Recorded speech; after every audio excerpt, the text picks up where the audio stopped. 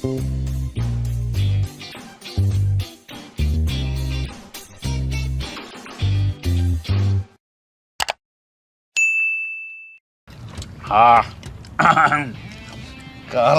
இருக்கு. காரசாரம் உரம்பு இருக்கு, ஆனா வெரி குட் டேஸ்ட்.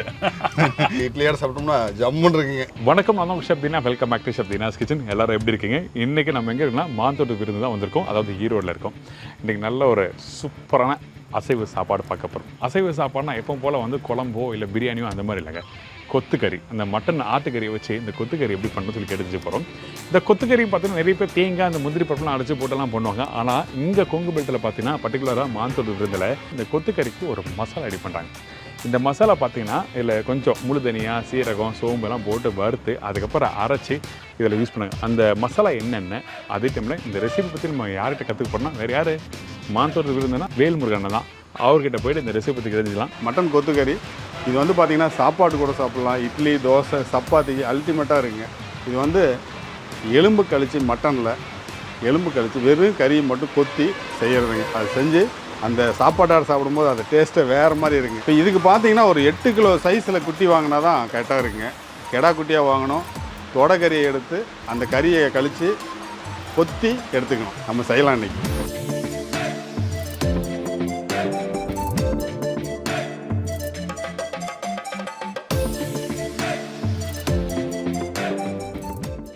அண்ணா வணக்கம்.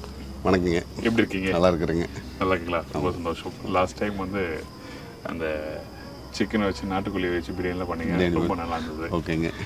இன்னைக்கு வந்து இந்த கொத்துக்கறி வந்து ரொம்ப நல்லா இருக்கும் அப்படி சொல்லியிருந்தீங்க. ஆமாங்க. ஏன்னா நிறைய பேர் வந்து நம்ம கடைக்கு வரும்போது ஃபோன் பண்ணி கேட்டுட்டு அதுக்கப்புறம் கொத்துக்கறி வாங்க வர்றதுங்க. ஆமாங்க. அதை பற்றி சொல்லுங்கள். அதுக்கு முன்னாடி எப்படி போகுது, புது கடை எப்படி போகுது? நல்லா போயிட்டு இருக்கு. நல்ல விஷயம். சரி, ஓகே. இன்னைக்கு இந்த கொத்துக்கறி பற்றி சொல்லலை. இது வந்து மட்டனில் கொத்துக்கறி செய்ய போகிறோங்க. அதாவது வந்து பார்த்திங்கன்னா ஒவ்வொருத்தரும் ஒவ்வொரு மாதிரி செய்வாங்க. இது வந்து நம்ம வந்து ஒரு 8 கிலோ வெள்ளாட்டுக்குட்டி எடுத்து தொட பீஸ் எடுத்து அதை எலும்பு கழிச்சிட்டுங்க கொத்துணுங்க. கட்டையில் நல்லா கொத்தி மட்டன் கடையில் சொன்னாங்கன்னா கொத்தி கொடுத்துருவாங்க. அதான் கைமா மாதிரி கொத்திடுவாங்க. அதை கீமா சொல்லுவாங்க. கீமா அது மாதிரி கொத்தி கொடுத்துருவாங்க. அதை வந்து நம்ம வந்து ப்ரிப்பேர் பண்ணுறோம். இப்போ நம்ம என்னன்னு கேட்டிங்கன்னா, இந்த மட்டன் கொத்துக்கறியை வந்து நாம் செய்கிற பக்குவத்தை வந்து அது கஸ்டமருக்கு பிடிச்சிருக்கு. அது ஃபோனில் கேட்பாங்க, இந்த மாதிரி எங்களுக்கு செஞ்சு கொடுங்க, அந்த மாதிரி செஞ்சு கொடுங்க. இது எல்லாமே கஸ்டமர் சொல்ல ஒவ்வொன்றா நம்ம வந்து செஞ்சு அவங்க கஸ்டமர் சாப்பிட்றாங்க இல்லைங்களா, சொல்லுவாங்க இன்னும் இது மாதிரி செய்யுங்க, அந்த மாதிரி செய்யுங்க அப்படின்னு சொல்லுவாங்க. அது மாதிரி நம்ம மாற்றி செஞ்சுக்கிட்டு இருக்கிறோங்க. சரி, ஓகே. நல்ல விஷயம், நல்ல விஷயம். சரி, பணம் பணம் ஆரம்பிச்சிடலாம். பணம் இல்லைங்க, நல்ல விஷயம். ஏன்னா கொத்துக்கறி வந்து எல்லாத்துக்கும் நல்லாயிருக்கும். ஆமாங்க. சாப்பாட்டுக்கும் நல்லாயிருக்கும். ஆமாங்க. தோசை, இட்லி எல்லாத்துக்கும் விட்டு சாப்பிட்லாம். ஆமாங்க. நீங்கள் வேணால் ட்ரை பண்ணி பாருங்கள். சப்பாத்திக்கு எல்லாத்துக்கும் நல்லா இருக்குங்க. நம்ம வீட்டில் எப்பவுமே வந்து ஒரு மட்டன் வச்சோ இல்லை நாட்டுக்கோழி குழம்பு வச்சோ நம்ம வைக்கும்போது அப்போ அந்த டைமில் அது கோழியாக்கலாம் இல்லை ஆடாக்கலாம், அது கீமா மாதிரி பண்ணிவிட்டு இது மாதிரி வச்சு சாப்பிட்டாலே அது ஒரு தனி சுகம். அப்புறம் ஆரம்பிச்சலாமா? கண்டிப்பாக ஆரம்பிச்சிடலாம். அப்போ தேவையான பக்கம் சொல்லுங்கள். ஆக்சுவலாக நம்ம வந்து இப்போ வறுத்து பொடி பண்ணுறதுக்கு உண்டான மசாலா ஃபஸ்ட் சொல்லிடுறேங்க. சோம்பு 2 டீஸ்பூனு, சீரகம் 2 டீஸ்பூனு, லவங்கம் ஒரு 6 பீஸு, பட்டை 2 விரல் சைஸு, முழு மல்லிங்க தனியான்னு சொல்லுவோம். அது வந்து பார்த்தீங்கன்னா உங்களுக்கு 50 கிராம் எடுத்துருக்கோம் 1.5 கிலோவுக்கு. மிளகு போட்டோம்னா தான் அந்த மட்டனுக்கு நல்லா இருக்குங்க. இது எல்லாம் வந்து வறுத்து எடுத்துக்கு பவுட்ரு பண்ணிக்க போகிறோங்க. மட்டன் வந்து 1.5 கிலோ எடுத்துருக்குறோம். தக்காளி 1 பீஸ் நல்லா பெருசாக எடுத்துருக்குறோம். சின்ன வெங்காயம் வந்து கிலோவுக்கு 300 கிராம் நறுக்கி எடுத்துக்கணுங்க. ஏன்னா கைமாங்கனால நறுக்கி எடுத்துக்கணும். இப்போ நான் 1.5 கிலோவுக்கு வந்து நான் 450 கிராம் எடுத்துருக்குறோம். கறிப்பிலை தலை, இஞ்சி பூண்டு பேஸ்ட்டு 50 கிராம், பச்சை மிளகாய் 7, வரமிளகா 15, தேங்காய் பால் ஒரு 1/4 மூடி இருந்தால் போதுங்க. உப்பு தேவையான அளவு, மஞ்சத்தூள் தேவையான அளவு, கடுகு தேவையான அளவு. நம்ம வந்து கடலெண்ணெயை இப்போ இதுக்கு யூஸ் பண்ண போகிறோங்க. அப்புறம் கடைசியாக வந்து நம்ம இறக்கும் போது மல்லித்தலை போட்டுக்க போகிறோங்க. ஓகே, இதுதான் தேவையான பொருட்கள், ரைட்டா? ஓகே. இப்போ நான் இந்த இடத்துல நீங்கள் சொல்லும் போது கவனிச்சேன் நான், இந்த சின்ன வெங்காயம் வந்து 450 கிராம் போடுறோம், தக்காளி 1 பழம் போடுறோம். அது போதுமா? அது போதுங்க.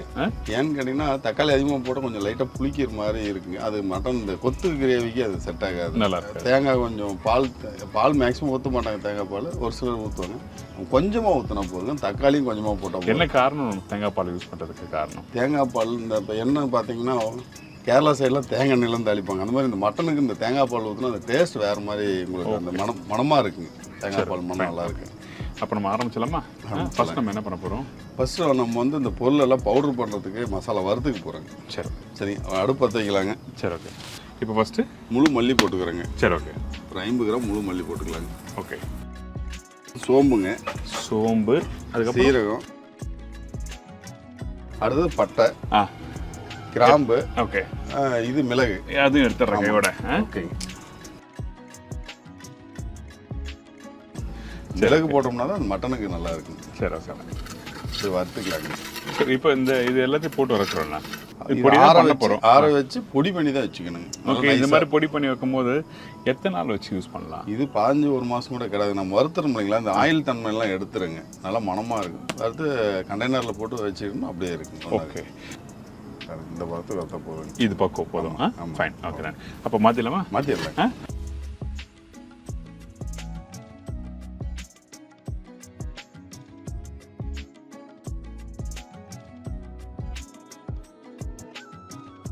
இப்போ நம்ம வறுத்தாச்சு. வறுத்த பிறகு நல்ல மனமாக இருக்குது. இப்போ என்ன பக்குவத்தில் நம்ம நல்லா ஆற வச்சுங்க. நல்லா பவுடர் நல்லா நைஸாக அரைக்கணுங்க. நம்ம மிளகாயெல்லாம் முழுசாக போடும்போது அது நல்லா இருக்குங்க. இது வந்து நல்லா பவுடர் அரைச்சா தான் உங்களுக்கு நம்ம டேஸ்ட்டாக இருக்குது. ஃபைன். அப்போ அது பவுடர் பண்ணிட்டு நம்ம பார்த்தலாமா? ஓகே. அரைச்சிட்டு வந்தாச்சுங்க. நல்லா நைஸாக பாருங்கள் எந்த மாதிரி அரைஞ்சிருக்கு பாருங்கள். இதான் பொடி. ஆமாம். இது மல்லித்தூள், அந்த நம்ம கொத்தமல்லி தூள் வரைப்பலாம், அதே மாதிரி இருக்கு. கலர் அதே மாதிரி இருக்குது. மனம் எப்படி இருக்குது பார்த்தீங்களா? நைஸ். ஸோ இந்த பொடி வந்து ஒன்லி ஃபார் இதுக்கு மட்டும் தான் பண்ண முடியுமா, இல்லை வேறு எதுனா ப்ரிப்பரேஷன் பண்ண முடியுமா?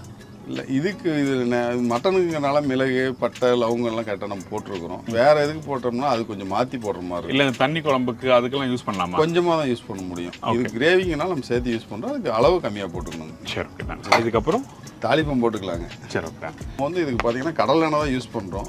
நல்லா மணமாக இருக்குது கடலை எண்ணெய் யூஸ் பண்ணும்போது. ஓகே.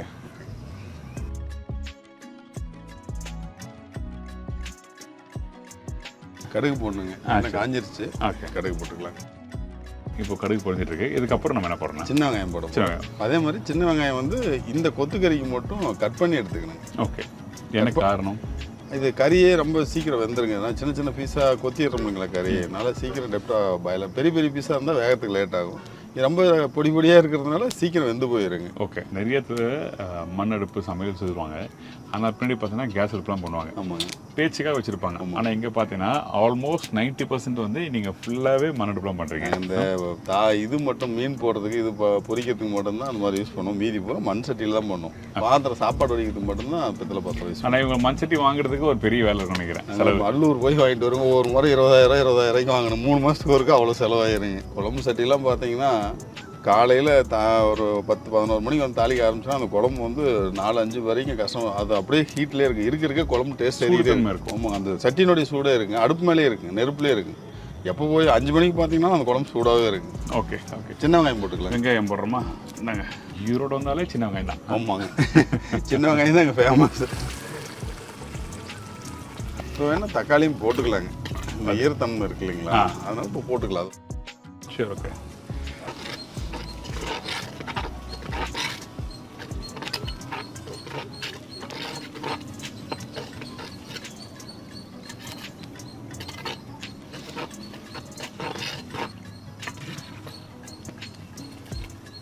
பார்த்தீங்கன்னா ஒரு 30% வணங்கியிருக்குங்க. இப்போ இந்த பக்கம் நம்ம இந்த பக்கம் வந்த உடனே பச்சை மிளகா போட்டுக்கலாங்க. அப்போ தான் கரெக்டாக இருக்கும். சரி, ஓகே.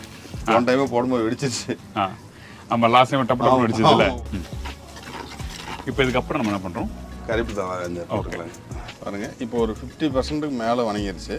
இப்போ வந்து இஞ்சி பூண்டு பேஸ்ட் போட்டுக்கலாங்க. இந்த ஒன்று வதக்கும் போது அந்த பக்குவம் ரொம்ப முக்கியம். பச்சை வரமிளகாயும் போட்டுக்கலாங்க. இதை போட்டுருமோ? ஆமாம். நான் போடலாமா? போடுங்க. வரமிளகா கொஞ்சம் கம்மியாக போடுங்க. கம்மியா?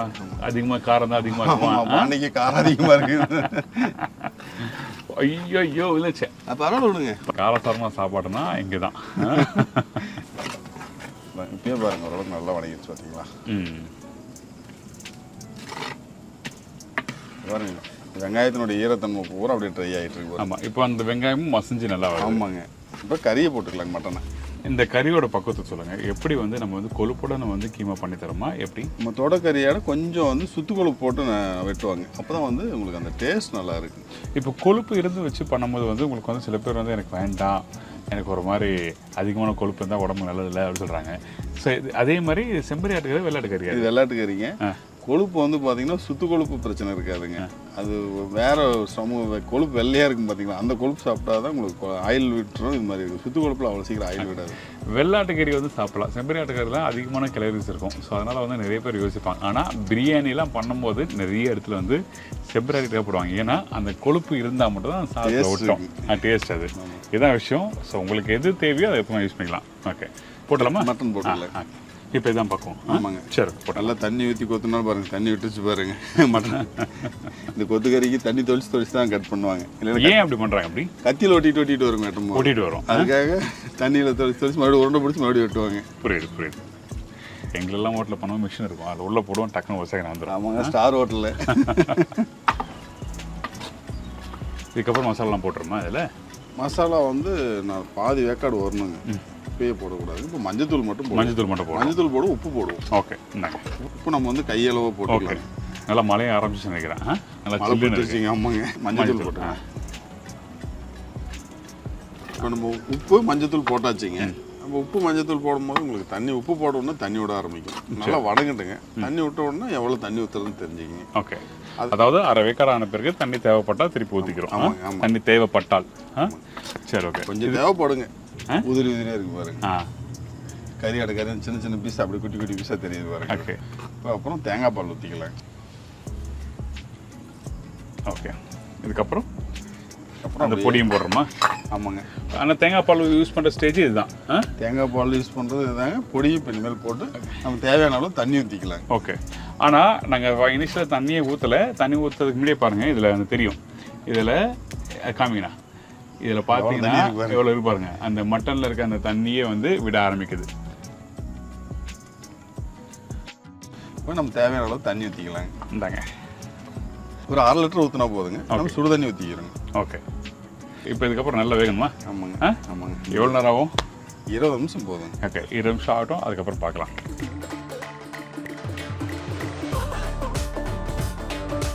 சரிங்க, இப்போ நம்ம வந்து கறி வெந்திருக்கோம். ஓப்பன் பண்ணி பார்க்கலாங்களா?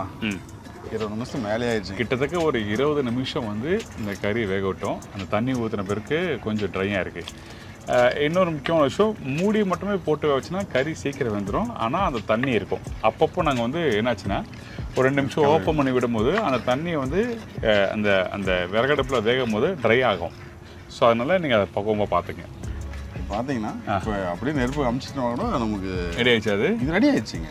இப்படி தான் இருக்கும் பக்குவம். ஆமாங்க. ஆமாங்க. சரி, அப்புறம் ஃபைனலாக கொத்தமல்லியா? ஆமாங்க. கமகமான கொத்தமல்லி போட்டு சாப்பிட வேண்டியதாங்க. ஆமாங்க. சரி, ஓகே. கடைசியாக அந்த கொத்தமல்லியை போட்டு மிக்ஸ் பண்ணி அடுப்புலேருந்து இறக்குனா அது வேறு. இது போட்டோன்னா மானம் எப்படி இருக்கு பாருங்க, வேறு லெவல். உங்களுக்கு டேஸ்ட் பண்ணிடுங்க, அப்புறம் இட்லியில் போட்டு சாப்பிட்லாங்க. மான் தோட்டத்துலேருந்து கொத்து கறி ரெடி ஆகிடுச்சு.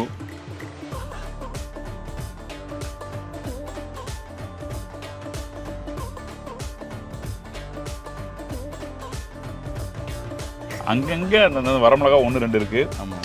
இன்னொன்று அந்த மட்டன் வெந்த பிறகு அந்த ஸ்டாக் அந்த தண்ணி லைட்டாக அப்படி இருக்குது.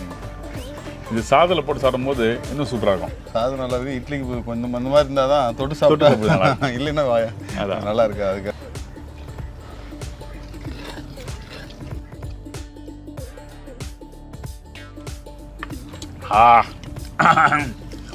காரசாரமாக இருக்கு. காரசாரம் உரம்பு இருக்கு, ஆனால் வெரி குட் டேஸ்ட்டு. இட்லி அடை சாப்பிடும்போது கம்மியாயிரும் இல்லைங்களா? ஆமாம். வெறும் பீஸா சாப்பிடும்போது உங்களுக்கு ஆஹா நல்ல காரம் இருக்குங்க. மிளகு இருக்குது இல்லைங்களா, அந்த காரம் கொஞ்சம் காமிக்கும். Very good. அப்போ லவங்க பூனுடைய காரமும் இருக்கும். ஆமாம், அந்த மசாலாவோட வாசமும் நல்லா கமகமானு வருது. அதுக்கப்புறம் ஃபஸ்ட்டு டேஸ்ட் பார்த்தீங்கன்னா அந்த கறி வந்து நல்லா சாஃப்டாக வந்திருக்கு. அதுக்கப்புறம் அந்த காரத்தன்மை, அதுக்கப்புறம் அந்த மசாலோட வாசம் கமகமான சூப்பர் மசாலாங்க. சூப்பராக இருக்குது. Very good masala. சரி, ஃபஸ்ட் கிளாஸ் சூப்பராக இருக்குது. நல்லா அந்த மசாலோட வாசம் எக்ஸலண்ட்டாக. நிறையத்தில் மசாலா கடைசியாக வறுத்து போடுவாங்க, அது போட மேம்பொடி மாதிரி போடுவாங்க. ஆனால் எனக்கு இந்த மசாலா பொடி பார்த்தீங்கன்னா ஒரு பொடி தூக்கலாகவே இருக்குது, ஃபஸ்ட் கிளாஸாக இருக்குது. பாதியிலே போட்டுருங்க, டெப்டாக உங்களுக்கு கறிக்குள்ளே இறங்கியிருக்கு. எனக்கு இப்போ தான் புரியுது. அந்த வெங்காயம் வதன பக்கம், இஞ்சி பூண்டு பேஸ்ட் வதன பக்கம் சூப்பர். அந்த தேங்காய் பால் ஊற்றுறதுக்கு கூட ஒரு பக்குவம் வேணுங்க.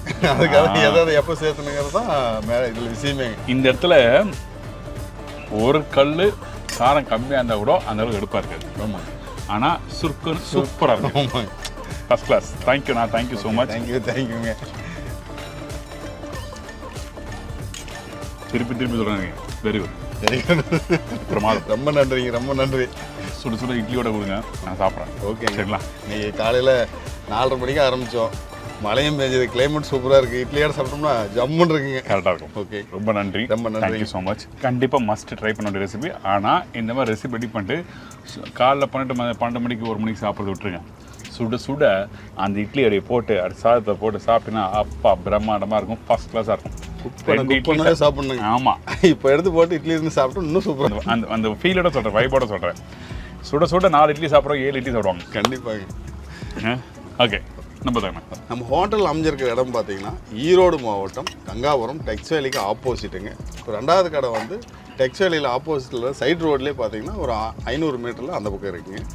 அது யூனிட் 2 ஆரம்பிச்சிருக்கு. அது காலையிலேருந்து நைட் வரைக்கும் இருக்குங்க.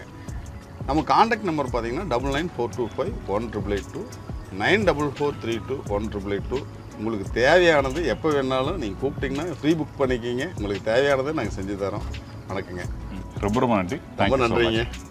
அது மட்டும் இல்லை, கண்டிப்பாக இந்த ரெசிபி ட்ரை பண்ணி பார்த்துட்டு ஃபீட்பேக் கொடுங்க. ஏன்னா உங்கள் ஃபீட்பேக் ரொம்ப இம்பார்ட்டன்ட். இதே மாதிரி நான் இன்னொரு நாள் இன்னொரு ஊரில் ஒரு புது ரெசிபி சந்திக்கிறேன். கண்டிப்பாக. நன்றி, வணக்கம். See you. Bye. நன்றி, வணக்கம்.